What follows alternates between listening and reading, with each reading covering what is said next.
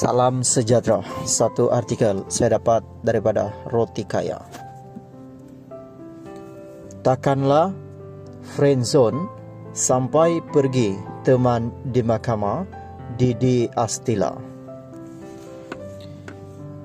Kehadiran pelakon bela Astila ke mahkamah bagi memberi sokongan kepada ahli Parlimen Muar, Said Siddiq, baru-baru ini menjadi perhatian ramai.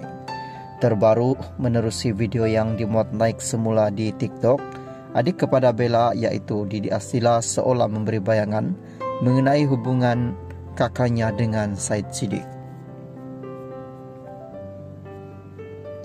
Kenyataan Didi itu seolah menepis dakwaan bahawa kakaknya dan Said hanya sekadar kawan. Malah, Didi berkata banyak hit telah diberikan mengenai hubungan mereka. Mana ada friendzone lah korang. Takkanlah friendzone macam tu.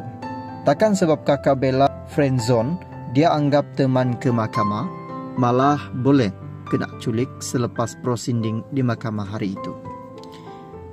Apalah korang ni? Tu pun tak tahu. Korang nak apa lagi?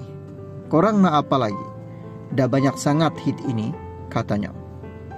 Difahamkan persoalan itu timbul berikutan kenyataan Bella yang memberitahu dia akan hadir pada hari kedua prosiding hujahan berkenaan sebagai seorang sahabat.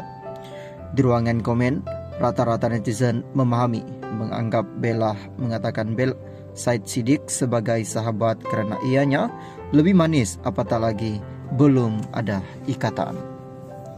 Malah ada netizen mendakwa Bella berkata sedemikian kerana tidak mahu isu peribadi melebihi daripada liputan kes melibatkan Said Siddiq.